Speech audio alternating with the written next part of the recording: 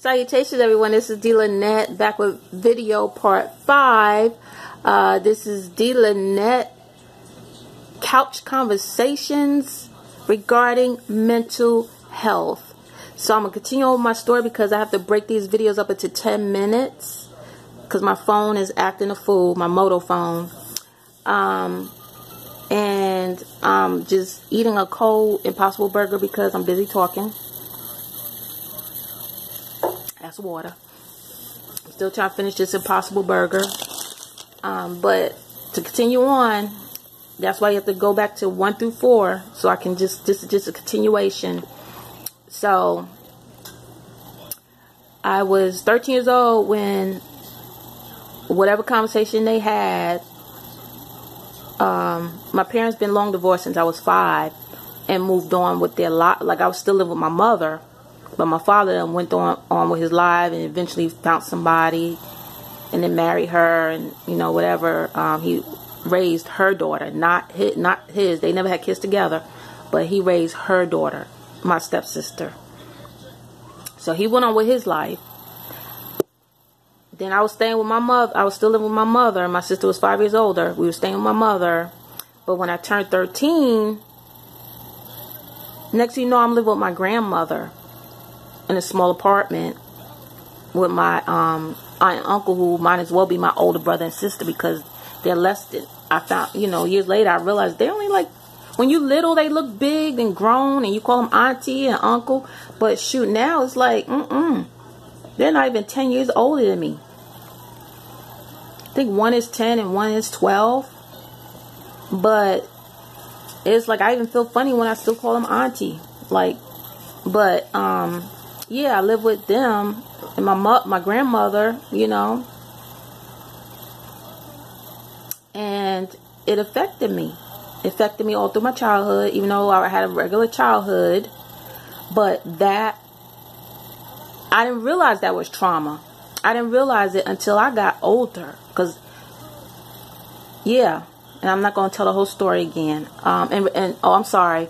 This is this mental health conversation is in regards to a show I watched on OWN Network called Speak Sis. All African women talking about their mental health and their childhood traumas. And these women the panel was professional psychiatrists, like just, they were, and Kim Whitley, you know, the actress Kim Whitley, she even was on the panel for a minute talking about what she's going through with the son that she adopted. So it's like we're talking about it now, and I've been talking about this for years. I wrote my first book, The Loveless Daughter, in 2011, and I sold a few, but then I redid it just this year, and it's back on Amazon. And my 2 other books, Crazy on the Inside of Me with a Dash of Hope, a mental health and homelessness journey reality book, and then again The Loveless Daughter, Pink Diamond Story, which I share my childhood going into my adulthood. The second book, Crazy on the Inside of Me, is my mental health journey and homelessness journey. I'm not homeless now. I'm in my apartment, my townhouse, but God is good that I will eventually be moving someday into the house of my dreams, and you know, so they said speak it, so I'm speaking it. House of my dreams, husband of my dreams, and the car of my dreams. I mean, I have a decent car now. I have a Ford Focus, but you know, I'm talking about the car of your dreams. You know, an Audi or something like, you know, one of them bad boys. That's what I'm talking about. I don't need a Maybach and all that good stuff. But Audi, yeah, something like an Audi Infinity, something like that. That's my level. But yeah, I got a car that's getting me A, B, and C, a Ford Focus. So I'm blessed. Got my own place. So after my journey of homelessness, you know, you will have to go read my ebooks on Amazon to learn about that story.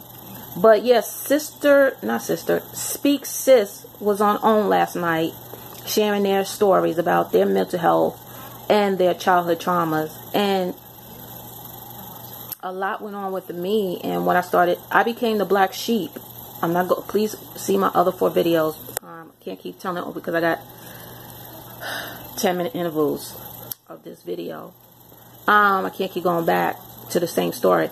So I've been depressed, not knowing I was, excuse me, this Impossible Burger making me burp. I had depression, anxiety, mania. Okay, it is what it is. Bipolar, all that good stuff. But now I'm learning it resulted in my childhood. It resulted in my childhood because environmental feelings of nobody cares about you, because my parents went on with their lives and dropped me off with my grandmother's at 13.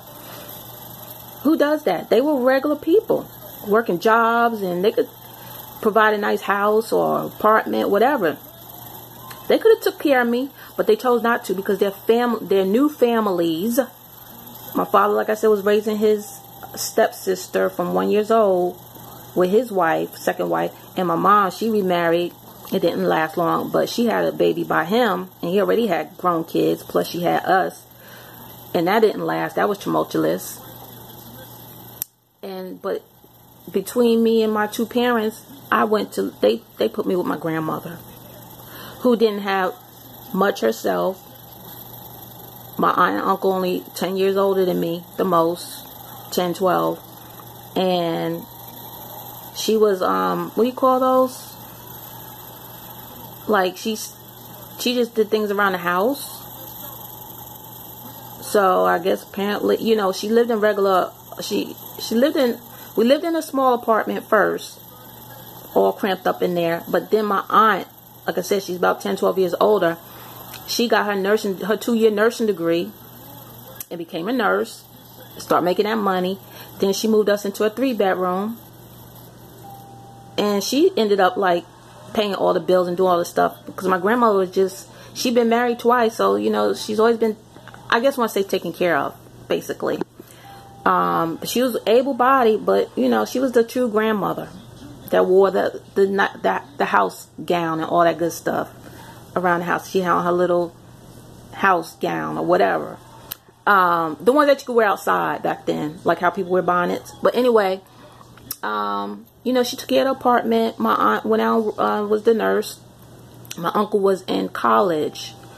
But during the time I lived with them in that even though it was a 3-bedroom, one was for my aunt, one was for my uncle, one room was for my uncle, one was my aunt, and then my grandmother had her room.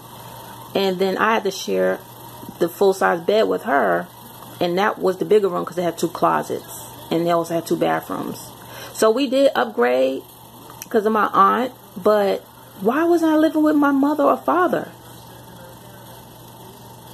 It wasn't temporary. It was 3 years. I went through middle school living with my grandmother. And my parents, at different times, mother would come get me one weekend, bring me back. My father would get me one weekend, bring me back to my grandmother's. While they went and lived their lives with their new families. So yes, I was traumatized. Traumatized, is bad enough when it's like physical, but mental. And I didn't know it was mental. I just didn't understand why I was sad and withdrawn. I had a few friends, but I'm still sad and withdrawn, shy, all that type of stuff. So I had things going on, but I still did good in school. So I finished middle school with no problem. I had friends in the community. And when it hits 10, it's going to be part 6. So look out for that. But it didn't hit me until my stepsister, she was 7 years old or younger, became grown and was well taken care of by my father and stepmother.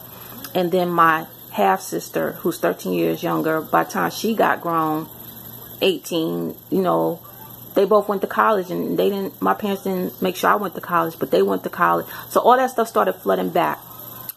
Part 6 on the way.